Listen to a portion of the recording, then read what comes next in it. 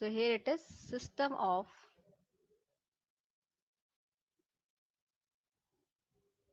linear equations.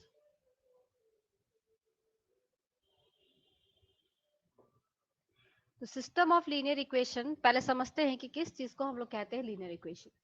कोई भी equation जब इस फॉर्म में हम लोग लिखते हैं ax plus B Y plus C Z equals to D, तो देखो यहाँ पे इसकी पावर कितनी है 1 है, y का पावर कितना है 1, z की पावर में इसके मतलब इसके डिग्रीज कितने हैं सबके 1 है। तो अगर इस तरह का कोई भी इक्वेशन हमें मिलता है तो उसे हम लोग कहते हैं linear equation. That means the variable जो टर्म्स है उनका डिग्री होना चाहिए 1। अगर इसी की जगह पे अगर हम इस इक्वेशन को ऐसे लिख दे a x square plus B Y plus C z equal to D, तो ये हमारा लीनियर नहीं होगा, क्योंकि यहाँ पे इसकी डिग्री कितनी हो जाती है ऊपर में 2 हो जाती है। ठीक है, ये चीज समझ में आया। तो सिस्टम ऑफ लीनियर इक्वेशन कहने का मतलब है एक इक्वेशन ना देके आपको बहुत सारे इक्वेशंस दे दिए जाएंगे। जैसे मान लो मैंने यहाँ पे जो इक्वेशन लिखा है उस इक्वेशन को अगर ले ले तो हमारे पास है मान लो a1x b1y c1z equals to d1। Second equation कुछ ऐसा दिया है a2x plus b2y plus c2z equals to d2। एक और इक्वेशन दे दिया a3x plus b3y plus c3z equals to d3। तो देखो इस क्वेश्चन में हम क्या देख रहे हैं कि 3 आपको लीनियर इक्वेशंस दिए गए हैं और इन तीनों को हमें क्या करना है सॉल्व करना है। तो ये पूरे को तीनों को मिला के हम क्या करते हैं पहले सिस्टम को तैयार करते हैं मैट्रिक्स फॉर्म में। तो अगर इसके हमें मैट्रिक्स फॉर्म में कन्वर्ट करना है तो हम लोग बनाते हैं पहले कांस्टेंट की वैल्यू। तो लेते हैं लेट कि a की जो वैल्यू है ये किसके बराबर है, तो a1 a2 a3, यहाँ पे रखते हैं b1 b2 b3, here it is c1 c2 then c3। ठीक है, अब ये कैसे हमने कंस्ट्रक्ट किया, तो यहाँ पे जितने भी x के कोफिशिएंट थे a1 a2 a3 इसको हम लोग पहले कॉलम में लिखेंगे। तो हमने यहाँ पहले कॉलम में लिखा whatever be the coefficient of y, we will write all the coefficient of y in the second column. तो b1 b2 by b3 ये second column में आ गया। Similarly we have c1 c2 c3, I am writing here c1 c2 c3। is it clear girls, कैसे a को लेना है, a clear है। अब आते हैं b। Yes, ma'am. b क्या है, तो b जो कांस्टेंट वैल्यू है d1 d2 d3 ये हो जाएगा आपका b, d1 d2 and then d3। And the next one is your capital X. So capital X is what the variable used in this equation. तो कितने variable है इस equation में बताइए, how many variables, x, y and z। तो ये हो जाएगा यहाँ पे how many variables are in this equation, only 3 variables x, y and z। Yes, ma'am. I'm writing Yes, here ma'am. x then y and then z, but हमें इसको column wise में लिखना है। को मल्टीप्लाई करेंगे x के साथ में तो हमें क्या मिलेगा, अंडरस्टैंड कि यहाँ पे हमें वैल्यू है a1 a2 a3, यहाँ है b1 b2 b3, thereafter we have c1 c2 and then c3। Okay, और यहाँ पे रख रहे हैं हम लोग x y z and this thing is equals to ये हो जा रहा है d1 d2 and then d3 के बराबर। अभी देखो जब इसको हम मल्टीप्लाई करेंगे यहाँ पे तो a1 इंटू एक्स होगा plus b1 into Y plus c1 into Z. Matrix multiplication याद है ना आप लोगों को। So while doing the application हमें यहाँ से पहला जो रो है इसका ये वैल्यू मिल जाएगा। Similarly y multiply the second row X Y Z से क्या मिलेगा a2x, फिर मिलेगा b2y, then we have c2z। तो सेकेंड रो मिल जाएगा। लेकिन इक्वेट किया है d1 d2 d3 से, तो इक्वेट करने से क्या होगा, जब इसको आप मल्टीप्लाई यहाँ पे कर रहे हो तो देखो इस तरह से मिलेगा a1x b1y c1z, फिर आएगी a2x b2y प्लस c2z, फिर मिलेगा हमें a3x b3y plus c3z and this matrix is equals to what, d1 d2 and then d3। अब देखो पहले वाले मैट्रिक्स का ऑर्डर कितना है, इस मैट्रिक्स का ऑर्डर है 3 क्रॉस 1 क्योंकि 3 रो है और एक ही कॉलम है। यहाँ पे भी क्या है 3 रोज है एंड ओनली वन कॉलम। तो दोनों मैट्रिक्स का ऑर्डर सेम है, तो हम इसके एलिमेंट्स को भी इक्वेट कर सकते हैं। तो can we get this one? पहला रो मिलेगा इक्वेट करेंगे तो देखो फर्स्ट रो का फर्स्ट एलिमेंट जो है ये यहाँ पे d1 की इक्वल हो जाएगा, then a2x plus b2y plus c2z equal to d2 और यहाँ पे d3। समझ में क्या कह रहे हैं? Yes ma'am. Girls this one is clear? Okay, अब डाउट है किसी को यहाँ पे? आगे बढ़ो। तो इसीलिए हम लोगों ने क्या किया, इस तरह के इसको अरेंज करके हमने क्या कहा, इसको हम a b और x के फॉर्म में और इसको दिया। अब हम कह रहे हैं मैम आवाज अच्छा से नहीं आ रहा है। मैट्रिक्स का जो सॉल्यूशन है उसको हम ऐसा लिख सकते हैं, this matrix, now the system of linear equation, the system of linear equation, system of linear equation is now x equal to b। Ma'am आपका आवाज कट रहा है।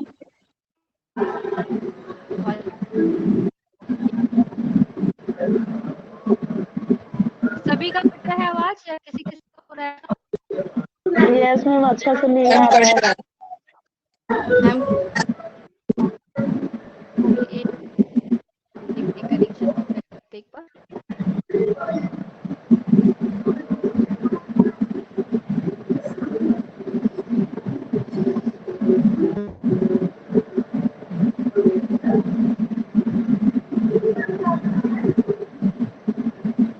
अभी बताया है। ओके, तो हम लोगों ने सिस्टम ऑफ लीनियर इक्वेशन को लिख लिया ax इक्वल टू b के बराबर, ठीक है। अब यहाँ देखते हैं जब इसे हम लोग सोल्यूशन बनाएंगे तो हमें यहाँ से क्या मिलेगा, यहाँ से मिल जाएगा x की वैल्यू हो जाएगी a इनवर्स इनटू b के बराबर। ओके, तो यहाँ जब सोल्यूशन हम लोग फाइंड करते हैं तो system of linear equation matrix method से सॉल्व करते हैं, तो देखते हैं कि हमें किस तरह का हमें सोल्यूशन मिलता है, ठीक है। तो मोबाइल गेम खेलना, गेम खेलना फ्रॉक देगा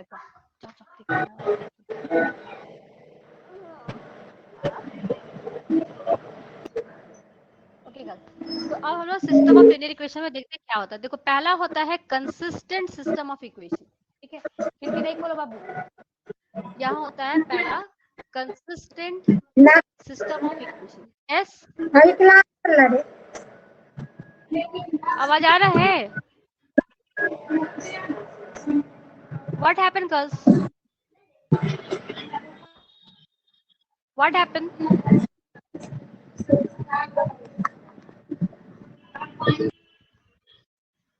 आप लोग बहुत डिस्टर्ब करते हैं। प्रॉब्लम क्या हो रहा है, जिनको नहीं आ रहा है वो फिर से अपना सिस्टम को देखिए। सबसे पहला है कंसिस्टेंट सिस्टम ऑफ इक्वेशन। तो कंसिस्टेंट सिस्टम ऑफ इक्वेशन से क्या मतलब है, जब भी कोई गिवन इक्वेशन को हम लोग में एक या एक से अधिक सॉल्यूशन मिलता है तो उसको हम लोग कंसिस्टेंट सिस्टम ऑफ इक्वेशन कहते हैं, ठीक है। बंद करो खिड़की। A system is said to be consistent. A given system is said to be consistent if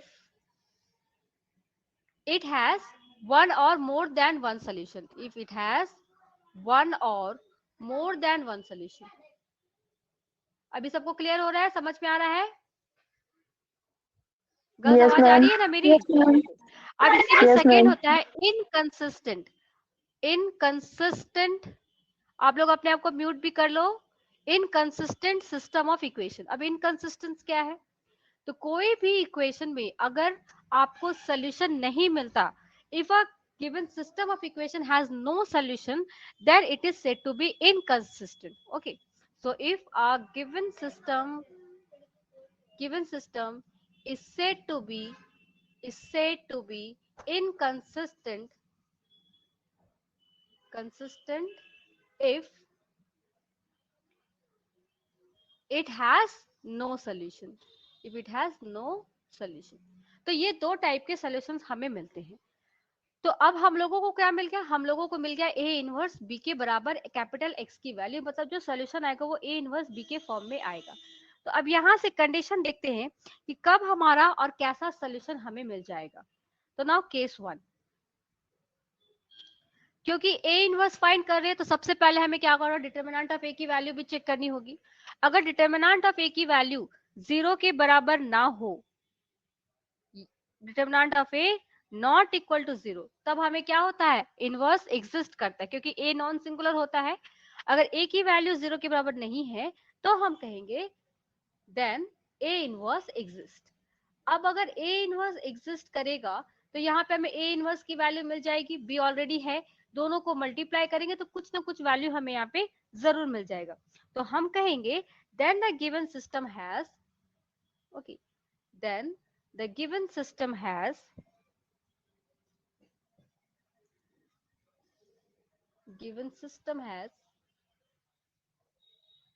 a unique solution। बहुत इंपॉर्टेंट है, a unique solution, मतलब determinant of A not equal to 0 हो और x equal to A inverse b मिल जाए तो हम कहेंगे कि सिस्टम का कैसा होगा, एक यूनिक सोल्यूशन होगा and is consistent, and system is consistent, okay, and the system is consistent.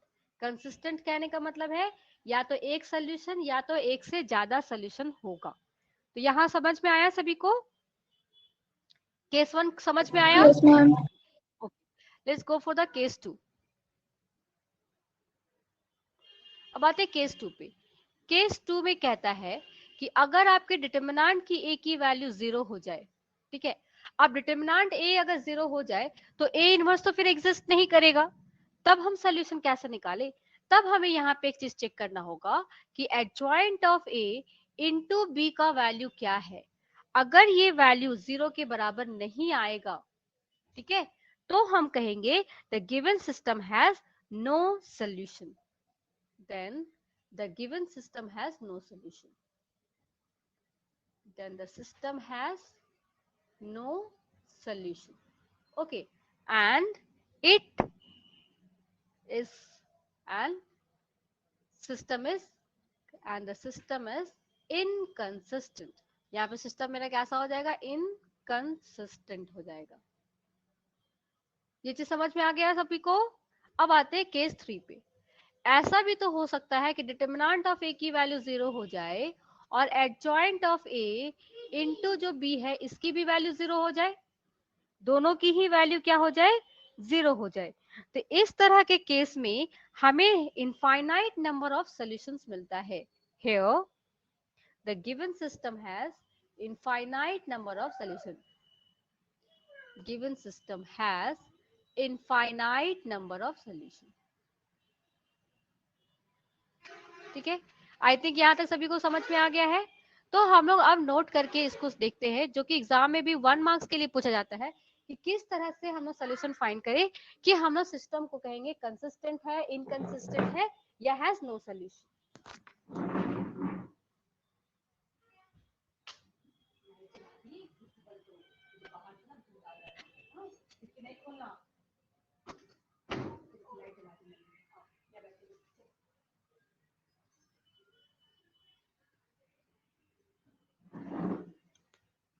अब हम लोग आते हैं इसके नोट पे।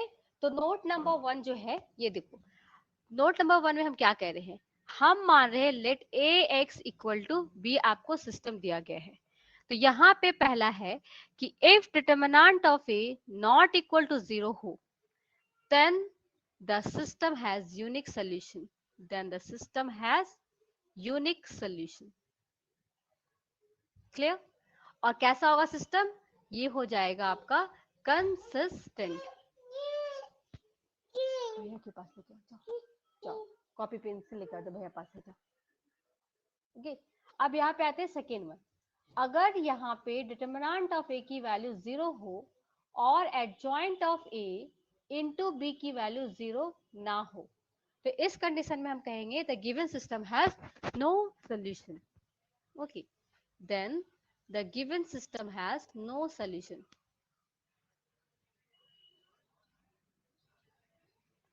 Has no solution. Next third one, और नो सॉल्यूशन कब होगा, जब यहाँ पे सिस्टम कैसा होगा, इनकंसिस्टेंट होगा।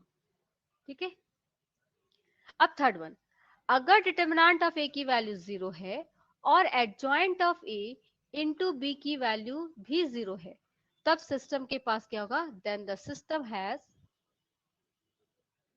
Infinite number of solution, finite number of solution. तो ये 3 पॉइंट्स हैं जो आपको याद रखने हैं और इन्हीं पॉइंट्स को ध्यान देते हुए हम लोग क्या करेंगे, क्वेश्चंस को आगे बढ़ाएंगे। समझ में आया है गर्ल्स? स्क्रीनशॉट लेना है किसी को तो ले लीजिए। I will go for the next question.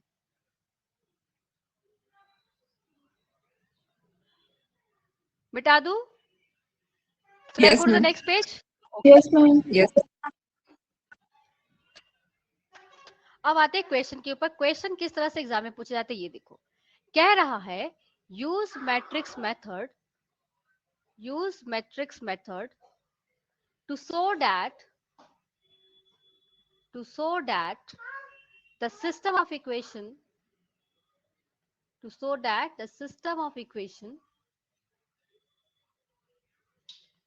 2x plus 5y equal to 7 and 6x plus 15y equal to 13 is inconsistent, is inconsistent। कुछ ऐसा हमें दिखाना है। तो देखो क्वेश्चन में क्या लिखा है, इनकंसिस्टेंट लिखा है। तो इनकंसिस्टेंट फाइंड करने के लिए हमें क्या निकालना होगा गर्ल्स, बताइए। अभी हम लोगों ने पढ़ा, अगर इनकंसिस्टेंट होगा तो क्या लिखेंगे, बोलो। What is the condition for inconsistent? Determinant of ए की वैल्यू कितनी हो जाएगी, पहली बात तो 0 के बराबर। ओके, तो हमें यहाँ पे पहले सिस्टम ऑफ इक्वेशंस को हम लोग क्या करते हैं, मैट्रिक्स मेथड में कन्वर्ट करते हैं। तो लिखते हैं the given system of equation are, क्या हो जाएगा, पहला है कि 2x plus 5y equal to 7 and thereafter 6x plus 15y equals to 13। तो मैट्रिक्स मेथड में हम इसको इस तरह से लिख सकते हैं। यहाँ पे मान लेते हैं लेट, आप लोग नीचे के लाइन में लिखना, हम यहाँ पे लिख रहे हैं a कितना हो जाएगा, तो 2 6 5 एंड देन 15। b की वैल्यू कितनी हो जाएगी, 7 and 13। And what about capital x, capital x variable, कितने वेरिएबल है, 2 x एंड y। तो हम लोग यहाँ पे ऐसा लिख देंगे। तो इस गिवन सिस्टम ऑफ इक्वेशन को हम लिख सकते हैं, the given system in matrix form are, क्या हो जाएगा, a x equal to b, this implies what, यहाँ हो जाएगा 2 6 5 15 into xy equal to 7 and then 13। Now, what is the determinant of a, girls? Let's first check the determinant of a. Who will give the answer? What is the determinant of a? 2 6 5 and 15। What is the determinant of a, girls? Who will give me the answer? Answer दीजिए, कौन दे रहे हैं? 15 30 minus 30, 0। 15 into d, then 6 into 5, we have 0 here। Okay, तो inconsistent पूछ रहा है ना, inconsistent पूछ रहा है। इनकंसिस्टेंस में देखो कंडीशन ही हम लोगों ने पढ़ा था क्या, कि डिटर्मिनेंट ऑफ ए की वैल्यू कैसी होगी, आपकी 0 के बराबर होगा। तो ये पहला चीज हम लोगों को मिल गया 0। तो यहाँ लिख सकते हैं the system will be inconsistent if adjoint of A into B का वैल्यू कैसा हो जाए, 0 के बराबर। अगर ना निकले तो हम कहेंगे कैसा होगा सिस्टम, सिस्टम मेरा इनकंसिस्टेंट होगा। तो अब हमें जो नेक्स्ट यहाँ पे प्रूव करना है वो यही है कि adjoint of A into B not equal to 0, हमें ये कंडीशन चेक करना है। तो एडजॉइंट ऑफ ए निकालना होगा हमें। एडजॉइंट ऑफ ए निकालने के लिए now I am going to use the cofactors of the determinant of a. तो निकालते हैं, लिखिए now the cofactors of determinant of a are, क्या हो जाएंगे, पहला है a11, a11 मतलब पॉजिटिव वैल्यू, सो प्लस 1 रो 1 कॉलम, कैंसिल किया तो आ गया 15, so this is your 15. Now A12 negative, क्योंकि ये 3 हो गया, ऑड है, नेगेटिव लिखेंगे. तो first row and then second column close किया, हमें मिल गया 6, so I am writing here 6. Now A21 second row closed and the first column closed, we have 5, so here it is minus 5. Now A22, what is your A22 girls? M2. Plus 2, okay. तो हमें ये values मिल गए. thus adjoint of A क्या लिखेंगे बोलिए. Now what is the adjoint of A?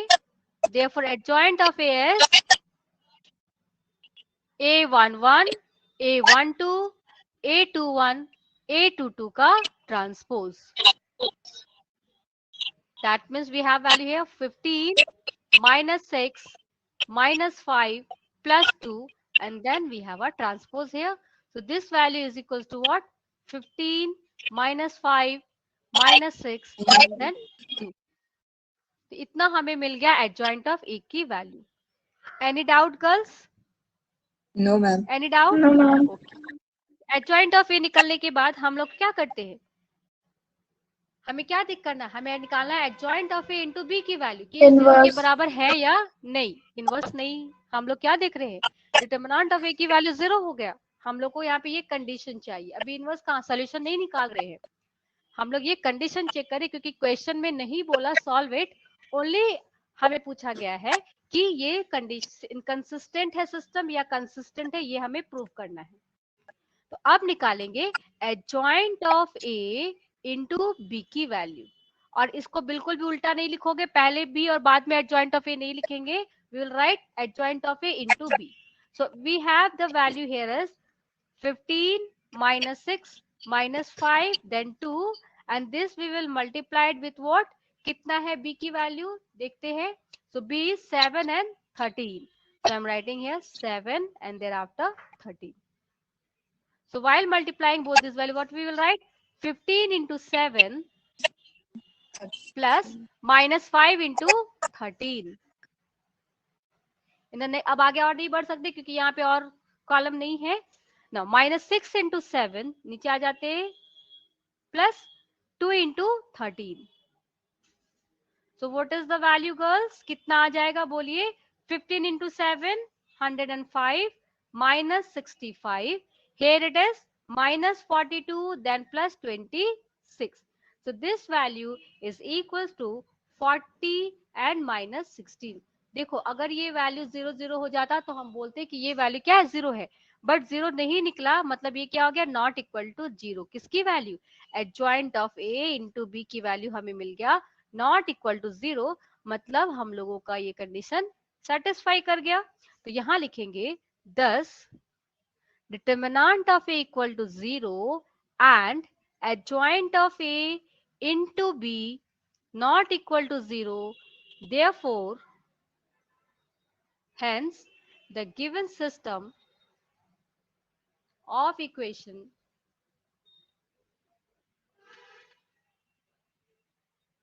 is inconsistent. अब ये बताओ इसमें क्या सोल्यूशन निकलता है? Do we have a solution in this case? क्या लिखा था? अगर ये No ma'am, no solution. तो have no solution. इसीलिए इस क्वेश्चन में आपसे सोल्यूशन के बारे में नहीं पूछा गया. अब फर्दर अगर एग्जाम में बोला जाता है, मान लो गलती से बाय मिस्टेक ये क्वेश्चन आ जाए और इसमें लिख देता है solve it, then what you have to write. आपको पैनिक नहीं होना और ये भी दिमाग नहीं लगाना कि सोल्यूशन कैसे निकलेगा, क्योंकि सोल्यूशन नहीं बोल दिया है. That means hence the given system is inconsistent and has no solution. Fine, समझ में आया? क्योंकि देखो ए इनवर्स अगर हम सोल्यूशन निकालने के लिए हमें क्या करना होगा, हमें ए इनवर्स फाइंड करना होता है. तो जैसे सोल्यूशन अगर हम निकालते हैं तो लिखते हैं x equal to A inverse b की वैल्यू, और ए इनवर्स का वैल्यू क्या होता है adjoint of a divided by determinant of a, और डिटरमिनेंट ऑफ ए की वैल्यू तो आपको 0 मिल गया है, तो ये कैसा हो जाएगा इन्फिनिटी में चला जाएगा, तो सोल्यूशन तो यहाँ मिलेगा नहीं, इसीलिए यहाँ पे सोल्यूशन नहीं पूछा गया. समझ में आया सभी को? Yes ma'am. Yes ma'am. तो इसी तरह के क्वेश्चन को आपको 3x3 मैट्रिक्स के साथ भी पूछा जा सकता है। तो 2x2 मैंने बताया, 3x3 आप लोग खुद से ट्राई करिएगा। अब हम लोग एक क्वेश्चन बनाते हैं जिसमें सोल्यूशन फाइंड करना है।